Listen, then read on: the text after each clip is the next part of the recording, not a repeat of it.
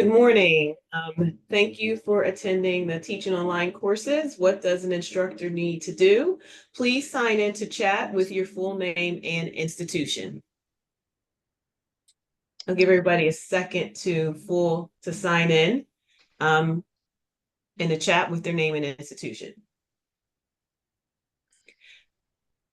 And I'd like to take a moment to thank you. Thank you. I see people come signing in. Thank you so much for doing that. So about the webinar today, our two presenters, Kari Everett has been with Harford for 3 years and works with faculty to build online courses, use technology in the classrooms, and have a better understanding of how technology, content, and pedagogy intersect. Excuse me. Joe Rafter is an instructional and technical designer at Frederick Community College in Maryland. His day job includes designing short and extended format courses for federal and state grant partners. He also delivers professional development designed to support FCC instructors' mission of providing inclusive, student-centered learning experiences. Thank you again for attending the webinar, and I will turn it over to our presenters. And keep adding your name and your institution to the chat, please. Thank you.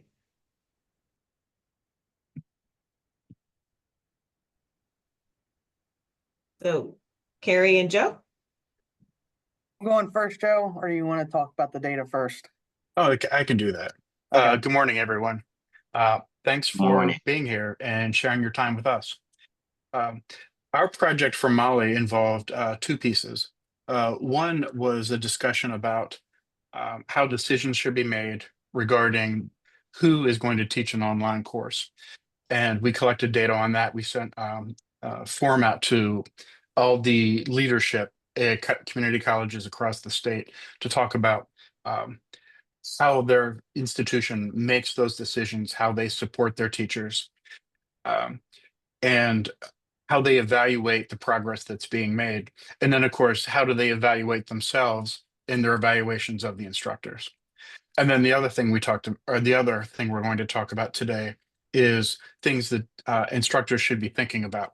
Now, we know that QM exists, but we were thinking about this in terms of what's accessible right away for an instructor.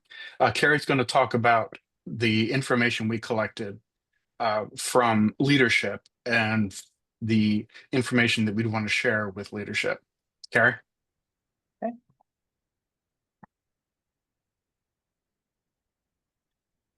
So we developed guidelines for 3 different levels for instructors. And these are ones that the levels are suggestions for the instructors. The institutions may want to use other wording for instead of levels, maybe something different. And that's perfectly okay with us. In the chat, I'm going to put the link to our MOLLI leadership projects, and both of the documents that we're talking about on here for this are in there or on that page, and you can look at them if you would like to. And ours is the second project that's on that page. So for our first level, what we have, level 1 is basically, that new online instructor, hasn't taught online before, and you're wanting to get them to do some training before you allow them to really teach a fully online course.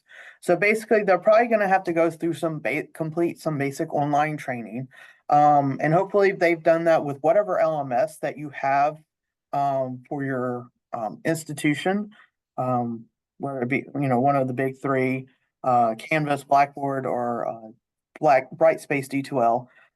They've completed that basic training for that LMS. They've also completed some online learning training that you may have secondary to that basic training, to get them to understand how they can use how teaching an online class, pedagogy, and different things that need to go into the course to make sure it's a good online course. And you only probably maybe allowing them to teach one course that first semester or 2 that they're teaching that online course, just to get used to it, so they're not overwhelmed with having to teach multiple courses online, maybe different preps. They have that one prep that's online and they can focus on that as well as any other, face-to-face or hybrid classes that they may be um, teaching also that semester. Okay. And this course that they're teaching is an existing course. They're not having to do this course from scratch. There's no redesign with it. Somebody else has taught it and they're teaching it this semester instead of that other person.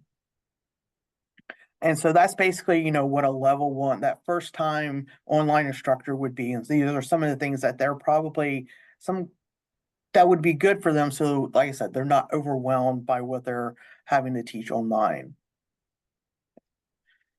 Our next level, level 2, as we like to call it, for those instructors, of course, they've gone through basic training, the online training that you have for your instructors. The course that they're teaching, they've been teaching for maybe, a few years now. But that course that they have, that course has gone through some type of internal and or external review process. Mainly to make sure that, the course has no deficiencies in it. It's a good course. There's not anything lacking for it.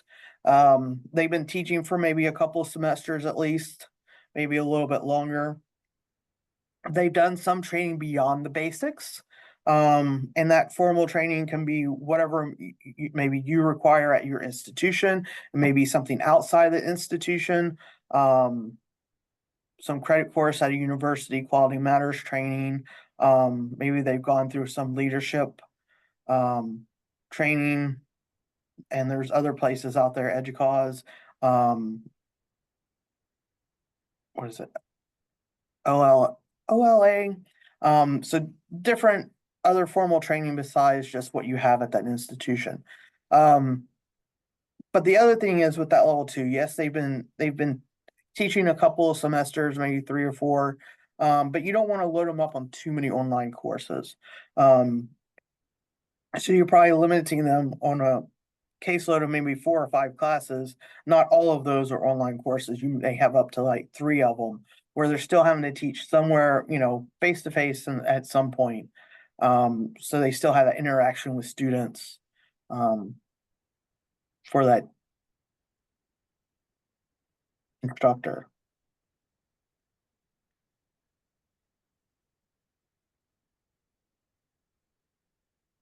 And with our third level that we have, they've completed all prior requirements for the other levels, that basic training. They have some extra, education with dealing with online, dealing with online courses. LLC, yes. They've completed all those prior requirements. Maybe they've gotten some more online training through whatever they started with. They completed some more formal training. They've been teaching online for at least maybe 3 years or have taught about 12 online courses. So they've been teaching online for a while now. And basically they've gotten to the point to where whoever's giving them the online courses, they're not worried about, how many they're going to be teaching. They could have a full load of all online courses if they're comfortable with, teaching all online. Not necessarily having any, face-to-face or hybrid or any other type of courses that they may teach. So this is probably an instructor that also can help those beginner instructors, those level 1 instructors, if they're having a hard time, making sure what they're doing, they're interacting with students well. They could be a mentor for those level 1 instructors. But they're ones that they have taught the courses. Maybe their courses have gone through, some type of external review process, whether it be QM or some other process that they may go through. And they've passed those with flying colors, and they've been teaching that course for a while. So they can be, a mentor to those level one instructors as well. But this is one, that the administration, their coordinators for their departments may go to talk to them about, what's the structure of the course, what's going well with it, and if they're able to help, other instructors who might be having, I won't say a hard time with their courses, but need some help with them. They're able to make, good decisions about how things are being taught. Mhm. We have any questions dealing with the various levels? Like I said, that you can have other names for that for the levels, and whatever works for your institution.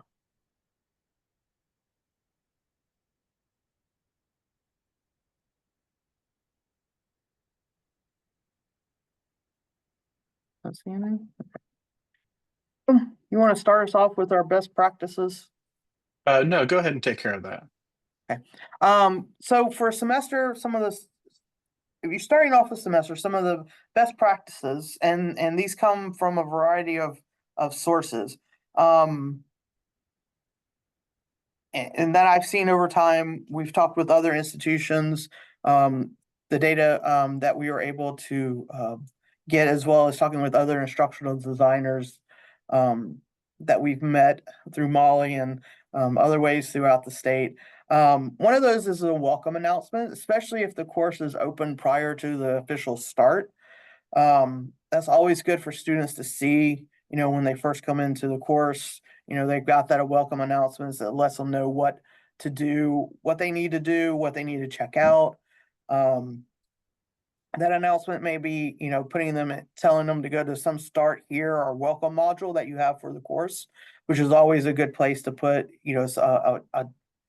a lot of the information they may need to go back to, like your syllabus, instructor information, your course calendar, any technical information they may need, help stuff from, for student services is also a good place for that to go. You want to make sure your syllabus is updated, especially if you use your syllabus, semester to semester. Did you go in there and change your dates? If it needs any updating because of, things that the college has said, this has got to be in there. So you got to add that little section to it if they're, updating anything. Making sure you check your dates and your deadlines. That course calendar is always important. Students use that to figure out, when do I have to work on certain things? When are things due? Those types of information. Of course, your instructor information. How are students getting in touch with you? How long should they, expect a response if they send you an email? And what is the best way to get in touch with you at the start of the semester or anytime during that course for that information? Make sure that you're removing or hiding any of those old announcements that maybe you've copied your course over to that next semester. Well, I'd also copy those announcements, but some depending on the LMS, they may automatically show up. So you want to go in there and either edit them, hide them, remove them, whatever you need to do. Make sure you don't have any outdated material or content. Making sure all those links for any websites that you have going to outside of your course still working, because that sometimes does happen. You might have been using a link from 5 years ago, and for some reason, that link's not working anymore. So you might need to find a new resource for whatever that was that you have in there. Any discussions that you may not be using, or if you want to make sure that students aren't getting into them earlier, you can hide them or put access dates on them depending on the LMS that you're in, if you're able to do that. With the websites, definitely check those, because like I said, you may have been using one for multiple years, and now it's not working, so you've got to find a new resource or update the information for whatever you had that site for. Um, Make sure you're updating any of your discussion posts, your due dates for any of your assessment activities, so your assignments, your quizzes. Make sure your course calendar is up to date. If you've gone from a Monday, Wednesday, Friday class to a Tuesday, Thursday, you're adjusting that schedule and make sure that calendar is up to date for that current semester. Making sure any of your third-party links for like your online homework, your textbook, those are updated, they're working, the students are able to access that easily.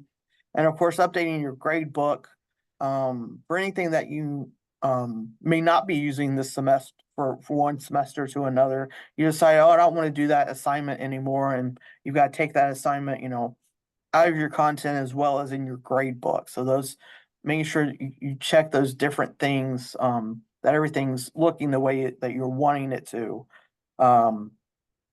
And not having to worry about, students going, oh, what's this? And you're like, oh, that's not supposed to be there.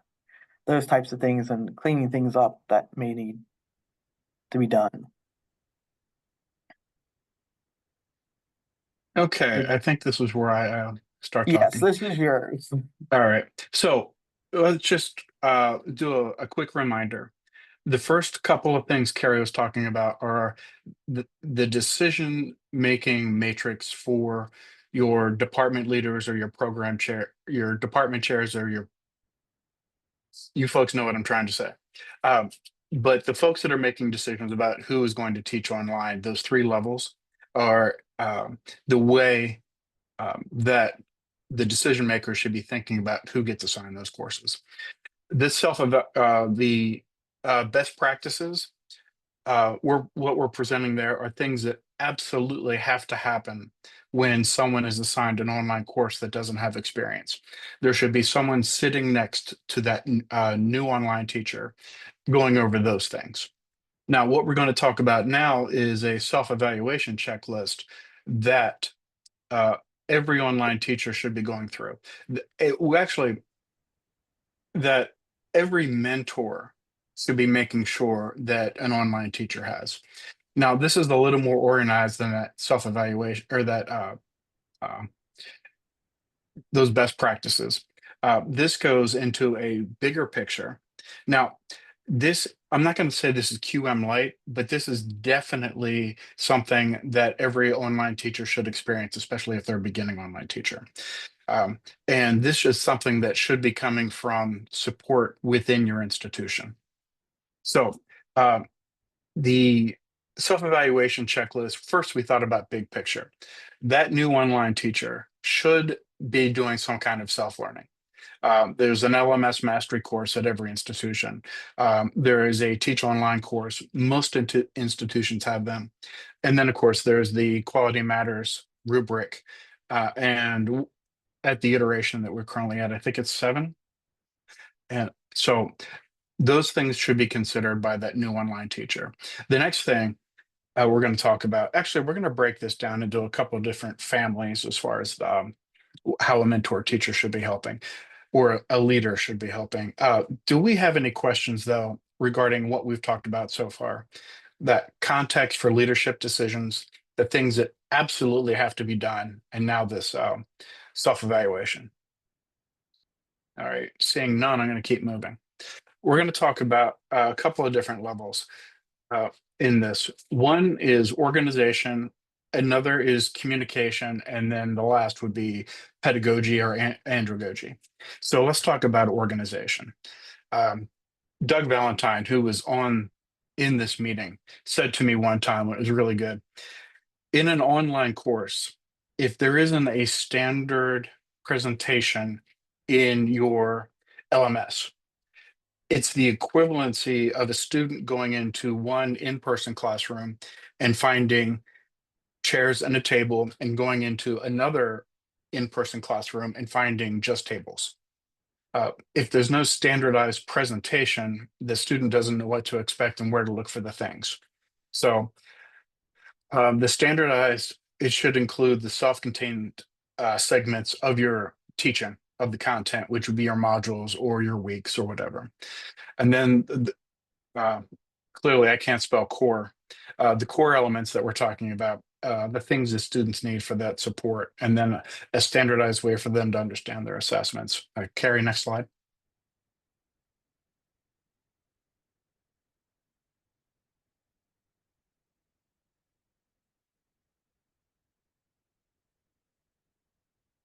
Are we good? All right, there we go. Another piece that has to be done, and this is support that needs to be given to that new online instructor, is an awareness of accessibility, what needs to be accessible and how to get there. First thing is everyone needs to be aware of the new federal regulations. And I'm going to summarize those really quickly. If you have any non-text content, there needs to be some form of text to support that for your learners that need that. So we have alt text for images, and we're going to have video should be captioned, and audio should be transcripted for the students that have challenges in any of those areas. And one recommendation we have for any document that you build, use the accessibility checkers that's within the tool. I know the Microsoft Suite has this accessibility checkers for all of their document creation tools. And use the disability support services that are at your institution. They're so helpful, and they have a lot of information that they can share with you. Next slide. Okay, let's talk about communication right now. Students need to know how to contact and communicate with their instructors.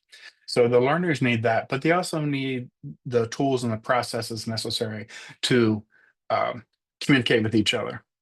Now, I'm a constructivist through and through, and the learning that takes place between, well, in the social context between students and then with the instructor is so important.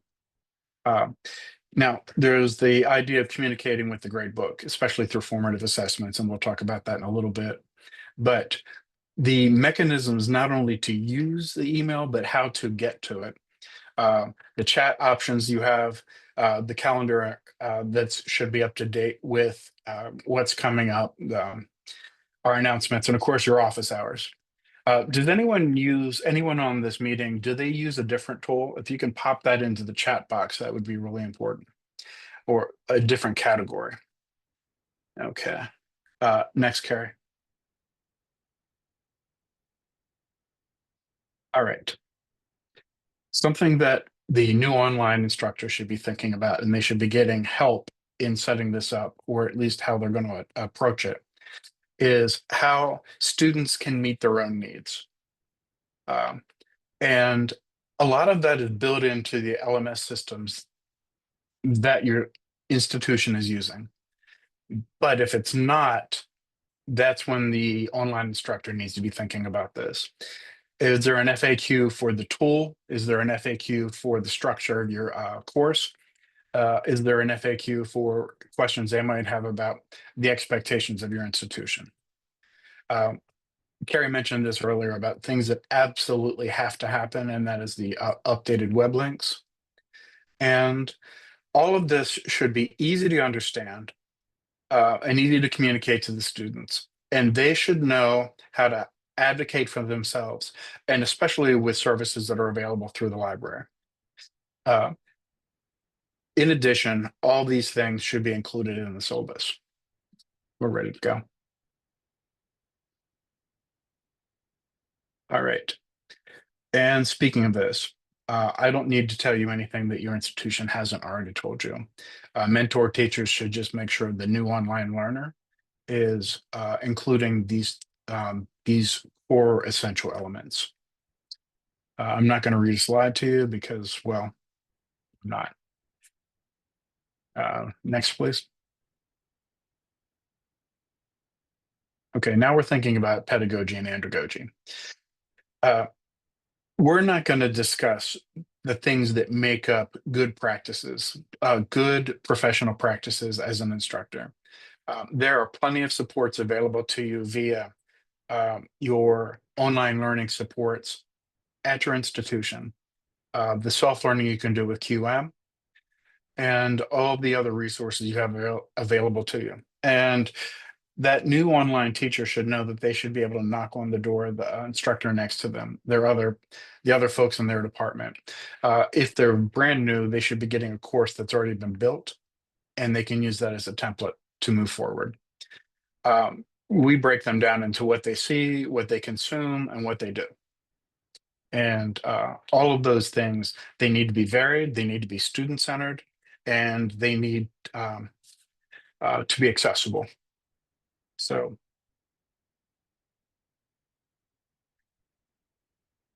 okay. I was checking the chat for questions. Doesn't look like we have any. Assessments. Not enough time is given to designing these. Reading and taking a quiz isn't always the best way for students to learn. So there needs to be the high stakes assessments. That is an expectation in every higher ed course. But lots of low stakes assessments, the formative assessments that can take place during class. And they could be graded, they could not be graded, but that information that you collect as instructor can inform your instruction and the decisions you make on how to keep moving forward in the class. And that information that you get is the feedback on what your students know. And then, of course, you give that back to your students, feedback on how to move forward. It should always be moving in a cycle.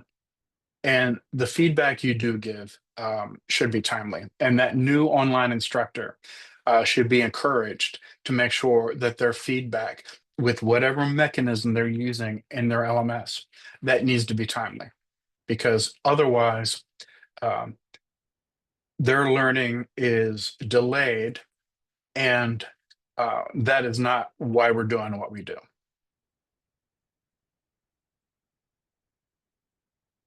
Okay.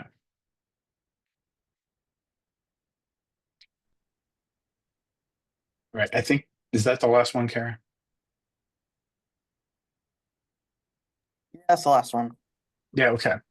All right. Now, when we prepared this, we prepared for a 30-minute, and we are right on time.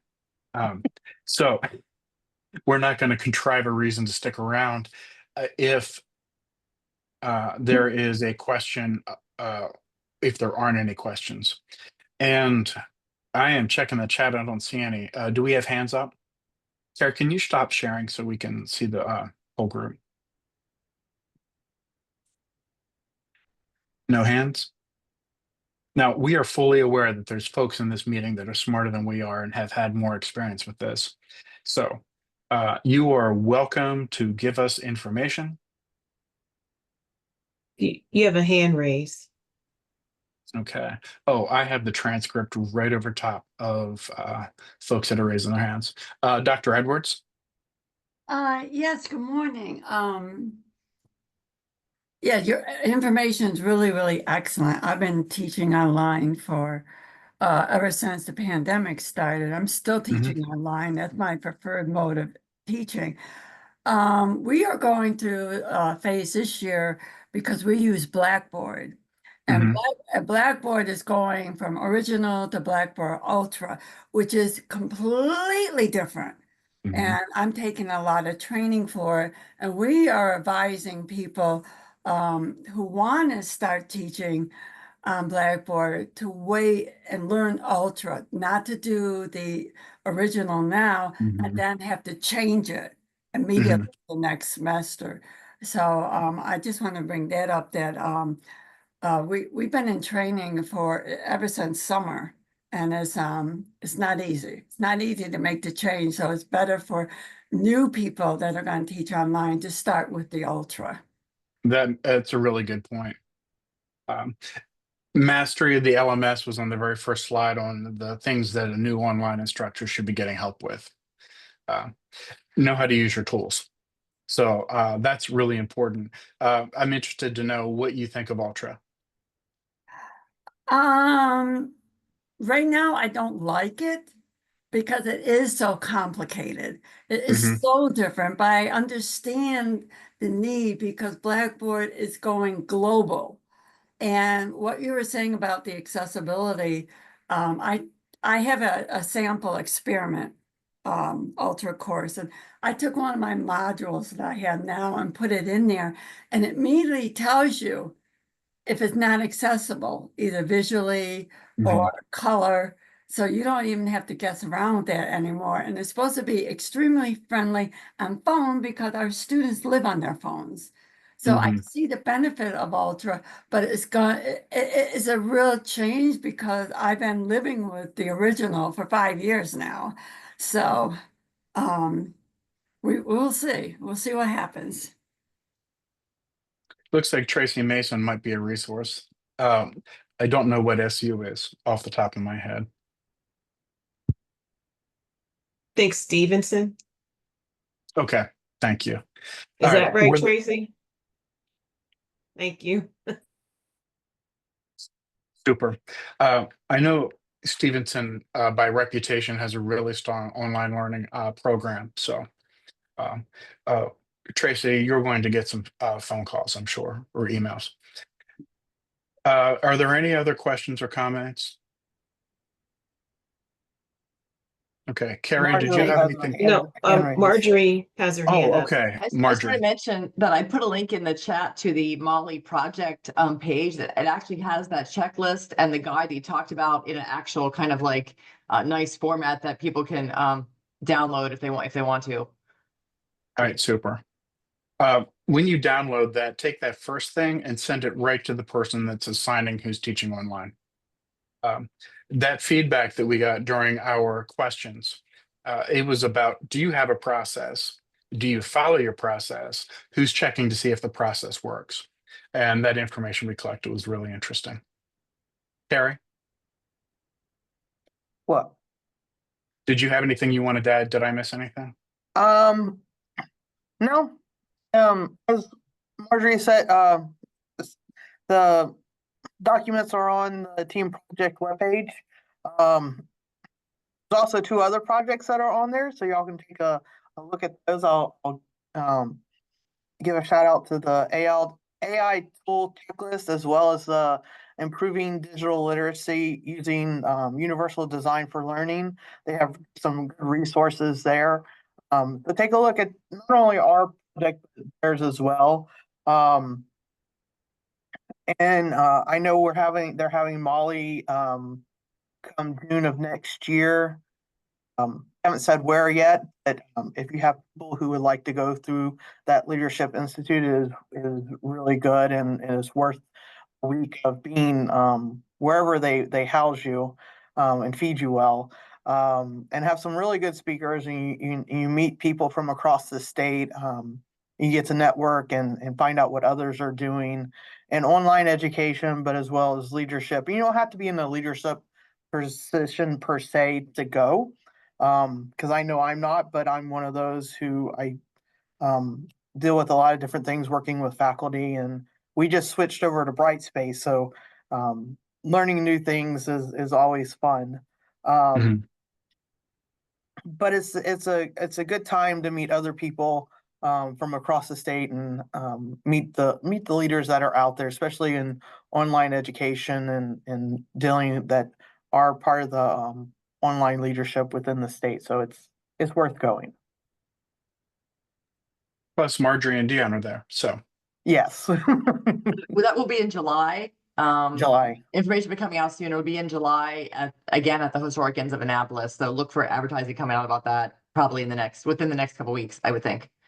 I'm going to go ahead and put up the completion slide for anyone that wants to take a screenshot. You're welcome to keep talking and asking questions, but if anyone needs to go and wants to get the completion slide, I'll pop it up here in a second. Okay, Marjorie, we're finished everything unless there's other questions, but we don't want to extend this longer than it needs to be. And Dionne, did you want to follow up with anything?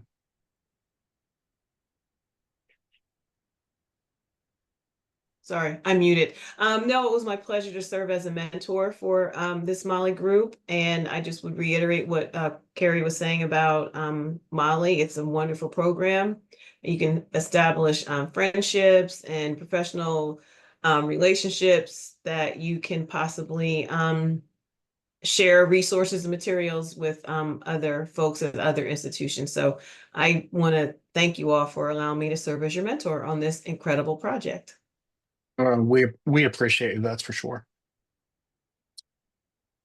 Okay, we are finished. Marjorie, you can wrap us up however you intended to. Thanks. Again, if you need a picture of the slide, screenshot this or take a picture of your computer screen. And thank you for coming. I put a little thing in the chat advertising our next webinar, which is in 2 weeks. It's a panel about AI, moderated by Ron Hansen. So it should be good. So I hope to see something then. Otherwise, we have a good day. Thanks, Dionne and Kari and Joe. Just can folks put their Joe and Kari, if people have questions,